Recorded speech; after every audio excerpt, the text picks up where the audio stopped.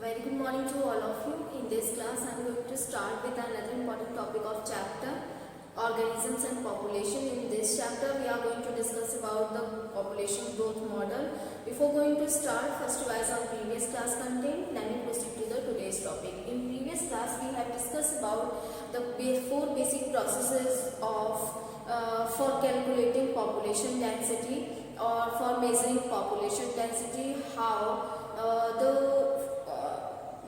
by the four these basic processes, how the population density may increase or decrease with time. For example, here these are the four basic processes of the population, which is natality, mortality, immigration and immigration. What is natality? Is a birth, refers to the number of births during a given time period, during a given time period in the population that are added to the initial population. Mortality is the number of deaths in the population during a given period. Immigration, how many number of organisms come from from elsewhere, a different geographical area to a particular geographical area, or into a habitat from elsewhere during a time period under consideration. Immigration is how many what is the number of living organisms who migrate, who gone from one place to another place from a given geographical area to elsewhere. So these are the four basic processes, or the immigration, natality and immigration increase the population density, whereas mortality or immigration decrease the population density. So that's why we form this equation that natality denoted by B shows the positive, the symbol is positive for natality because it increases the population density. Immigration similarly again the positive show because it also increases the population density. Mortality shown by D, represented by D, shown by negative, or immigration shown by negative again and represented by E. Both shows the because they decrease the population density. That's why on the basis of this, the population density and is how the population density increase or decrease. How can we calculate the population density? By the initial number of population density, then we can subtract B plus I, that is natality and the immigration, minus mortality and immigration. Then we found the population density. On the basis of the population density increase by different factors, like if climate is favorable and the animal have unlimited resources, that is food is available, habitat is nurturing type of habitat present in the surrounding of living organism. So on the basis of that, the population grow with their innate potential, or if the unfavorable conditions are present, or there are limited resources like food are limited for the survival, the place is limited, they can survive in particular place, so that actually limit the growth of population. On the basis of these two conditions, there are two types of growth models. First is exponential growth and second is logistic growth. So student, let us start with the today's topic, exponential growth. What is exponential growth?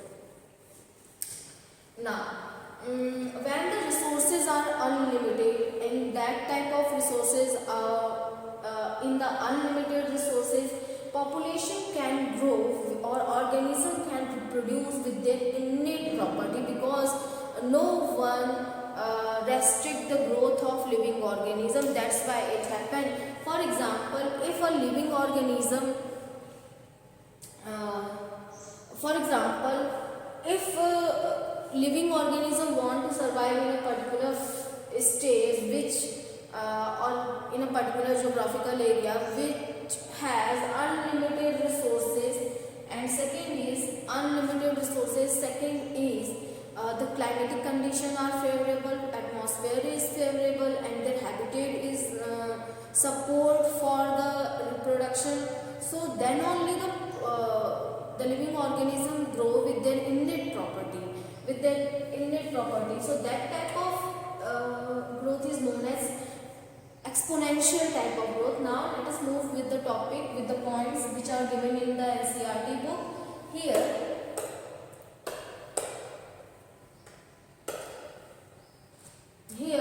resources like food and space availability is obvious essential for the unlimited growth of a population.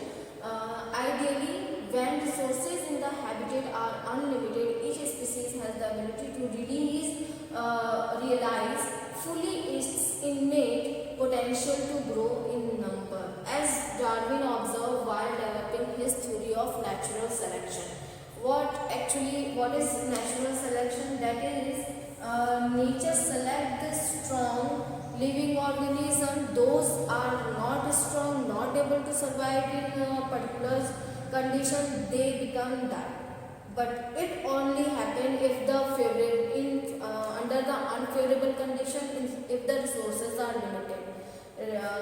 That is the ideal. This condition is ideal condition. Actually, on the earth, it is not possible that unlimited resources are available for growth of living organism.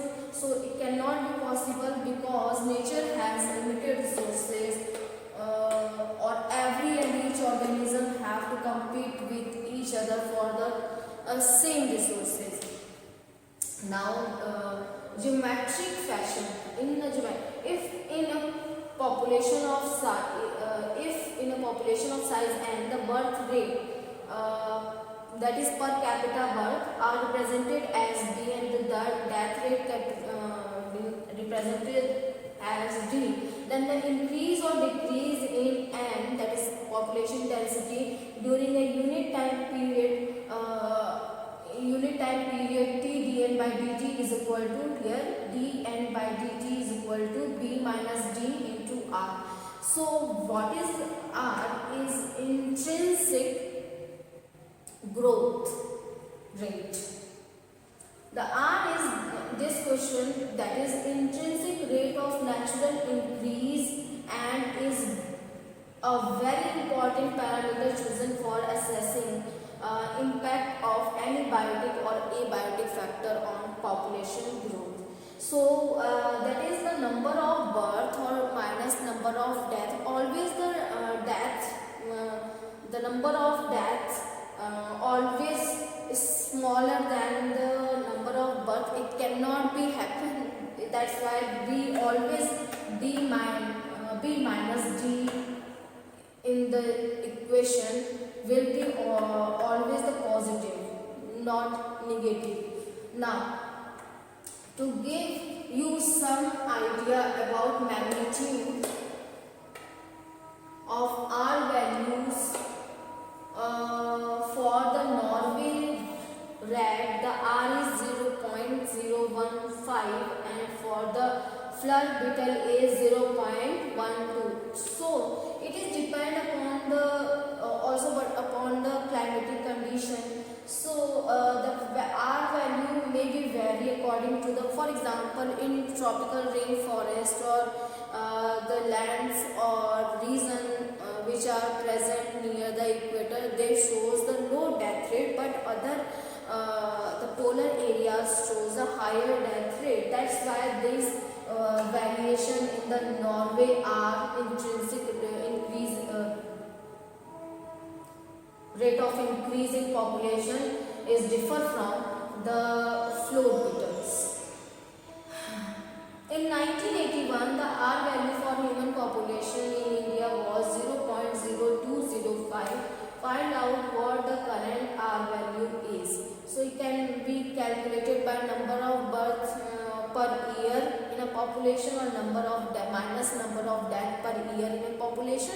So we can subtract or we can easily calculate the R value in present time. that is after 1 year. Now the number of births in 2021 or number of deaths in 2021, so we can calculate the R value. Now on the basis of these, the ideal equation of the exponential growth is that n is equal to n naught ERT, where n is population density after time t, or the n naught is population density at time 0. Time 0 is the initial population. For example, if we are going to calculate a population density in 2021, so n naught will be the population density at 2022. In 2022, R is equal to intrinsic rate of natural increase. E is the base of natural logarithm. That is 2.718, for example. Any species growing exponentially under unlimited resources condition can reach enormous population density in a short time. Now it cannot be possible. Darwin showed how even a slow growing animal like elephant could reach enormous numbers in the absence of checks. So every organism's life has their checkpoint, because in the absence of checkpoints, every organism can increase their number with innate property. That means they can reproduce with their innate property. That's why in the exponential growth curve is J-shaped curve, because there is no checkpoint. If the checkpoint is not present, so suddenly enormously population increase by rate in a short duration also. Now student, on the basis of these, because it cannot be possible, or it can be possible up to a limited time, beyond this limited time, that means beyond this limited time, each and every population has the checkpoint that environmental condition may vary. For example, this is not the favorable condition for the reproduction. The winter season of India is not a favorable condition for the reproduction. But if we talk about the August, September, October, that is the favorable temperature for the reproduction in mammals mainly.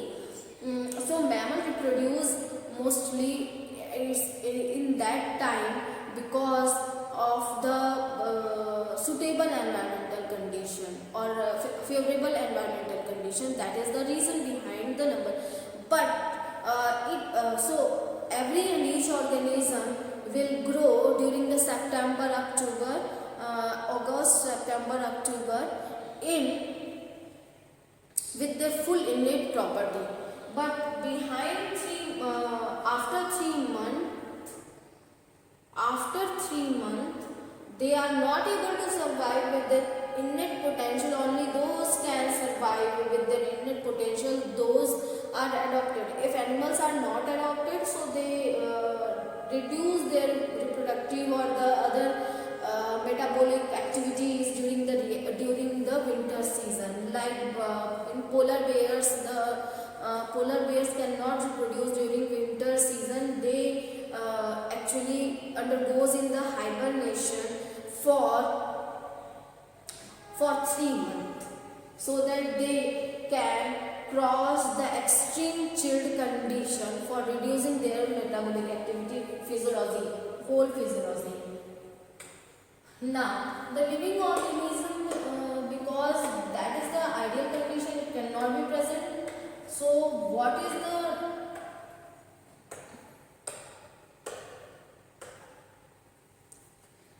the second growth according to the nature, which is actually present? That is a logistic growth, because the nature our nature do not have the unlimited resources, or that is the reason behind the checkpoints for the growth of every and each living organism. These checkpoints reduce or stable the population density also. Now, logistic growth. No population of any species in nature has at its disposal unlimited resources to permit exponential growth.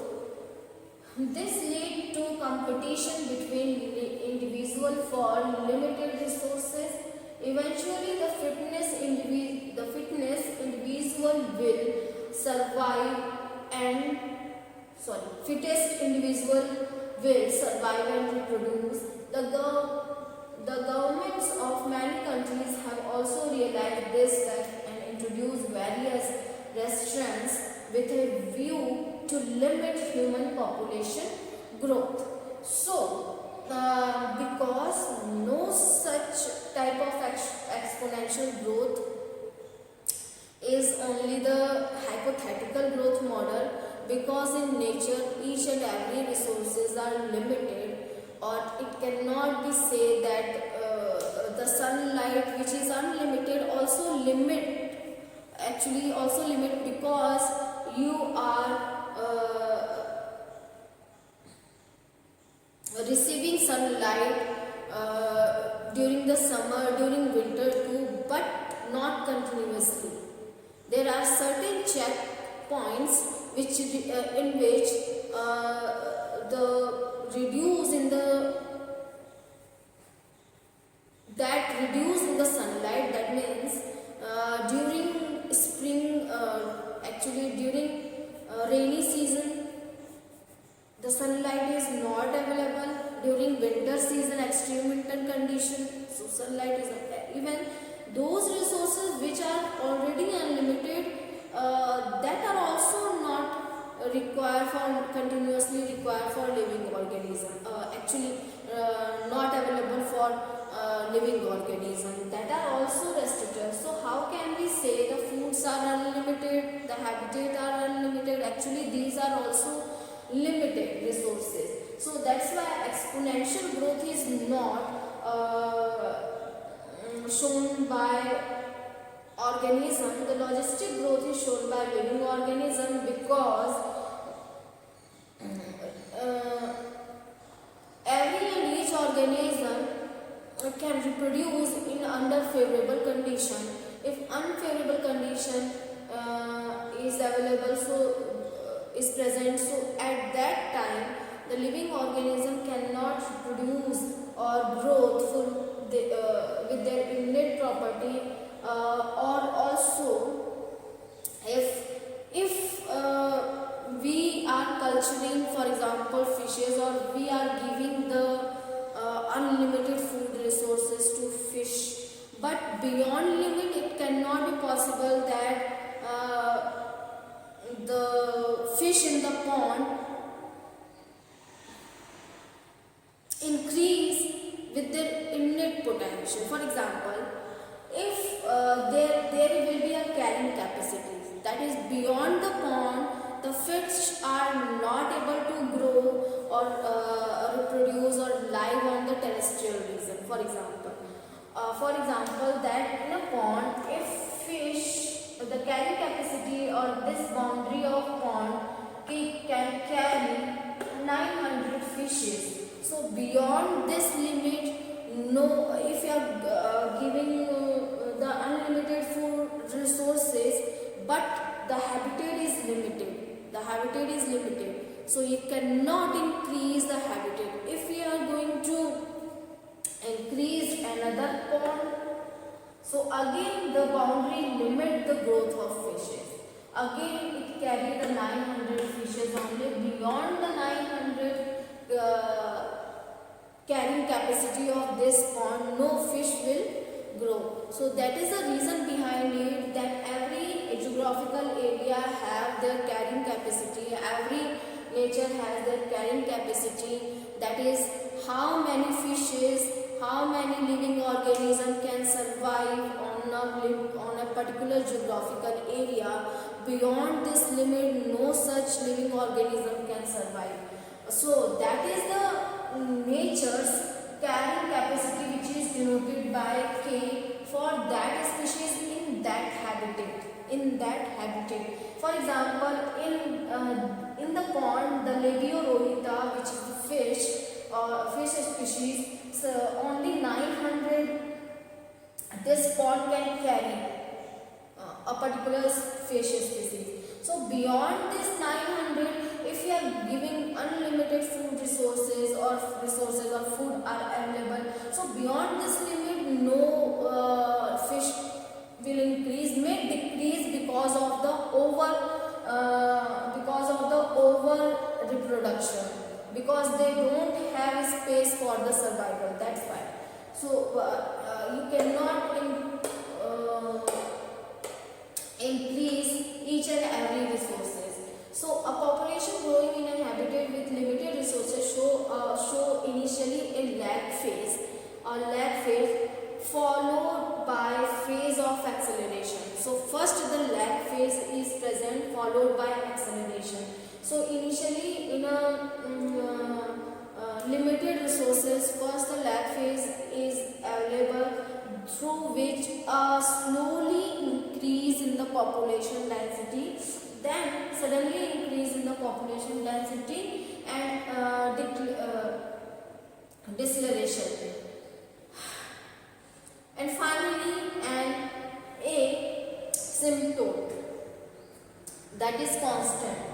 When the population density reaches the carrying capacity, that means the population, that is pond carrying capacity, is 900, or here is 800, or for example 700, 800 and 850, 850 for example.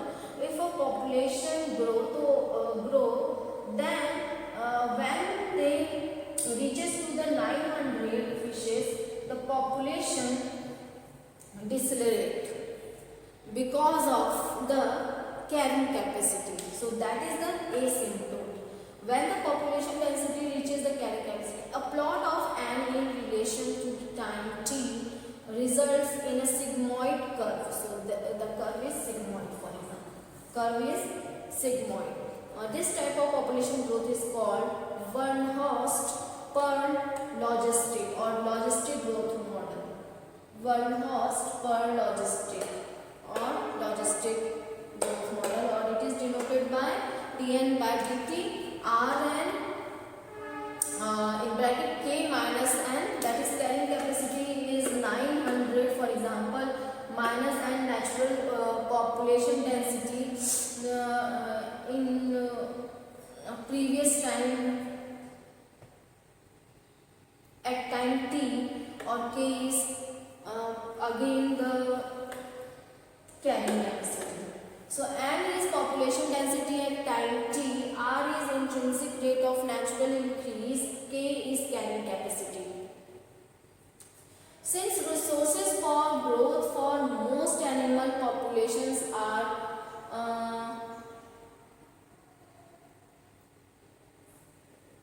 finite